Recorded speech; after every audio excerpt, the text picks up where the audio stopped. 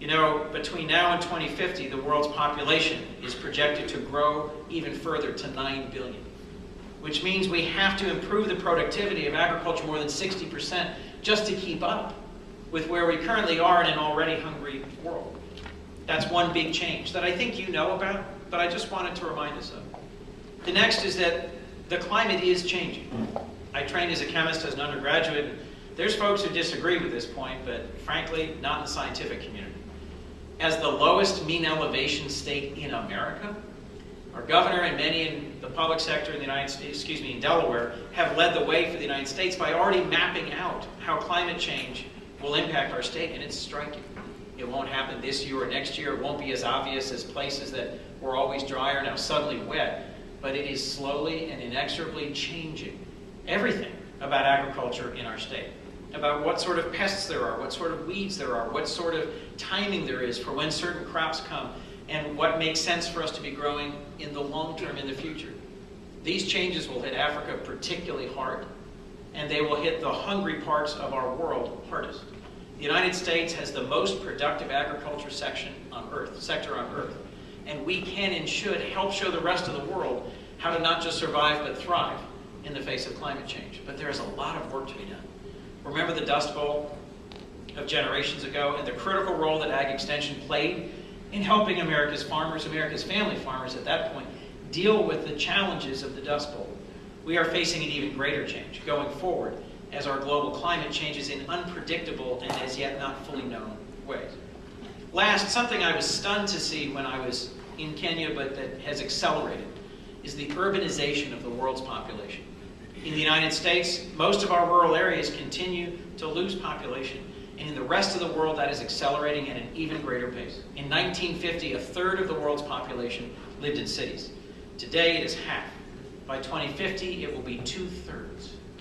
And if we can find ways to make agriculture sustainable, engaging, productive, particularly in the developing parts of the world, but also in the United States, we can stabilize and even reverse that trend. We have so much invested in infrastructure in the rural and agricultural parts of our country, electrification, roads, and the infrastructure that in the rest of the world is lacking. That is, to me, sad when I see small and rural communities in states like Iowa and Minnesota and Wisconsin and the Dakotas empty out as folks move to the cities. My hope is that what Cooperative Extension will bring in this century is what it brought in the last century. Exactly the supports needed to stabilize and sustain family farming, to create new opportunities for farming in places where it has disappeared decades ago, and to make farming more profitable and more positive and more engaging for a generation of young people here today. You know, in Delaware, about 120,000 people, it's a little over 13%, are considered food insecure. And nearly all of them live in the urban areas of our state. They have no access to fresh fruits and vegetables. And so something that UD's Extension has been doing and that some of folks in my own office have partnered with, the Delaware Urban Farm Coalition led by Carrie Murphy, is restoring active farming to areas of our state, Wilmington, where I live, where it has largely, if not completely, disappeared. There are ways that we can adapt to the ways that our climate is changing, to the ways that our globe is changing, and to the ways that our own state is changing, that you can really help lead and where you can truly help innovate. One of my favorite movies of decades ago, I am dating myself, was Back to the Future. And one of the things that is most striking to me about what you do is your capacity to take things that are old and make them new, and make them relevant and make them powerful. Cooperative Extension has an amazing century-long record of making Delaware a better place, of making our families healthier and stronger, and of sustaining education and agriculture.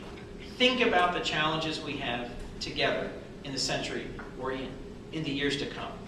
And know with confidence that you're exactly the right people, in the right place and at the right time, to help us meet those challenges. Agriculture continues to change every year. As our climate changes, as our economy changes, as our world changes, so too does agriculture. But the human needs of children, of families, of our economy, of our state, you can meet. You are the right person in the right place at the right time. Just know that if you invest in yourselves, if you put out those great pontoons I spoke about at the beginning, you can sustain yourself for an important and a long-lasting career in public service in a way that will be relevant and meaningful in this century just as much as it was in the last. So with that, I just wanted to say thank you. Thank you for a chance to be with you. Thank you for what you are doing here today. And thank you for continuing to invest in research and development and innovation, and then being the folks who deliver it in a positive, powerful, and hands-on way. And with that, I'll take your questions.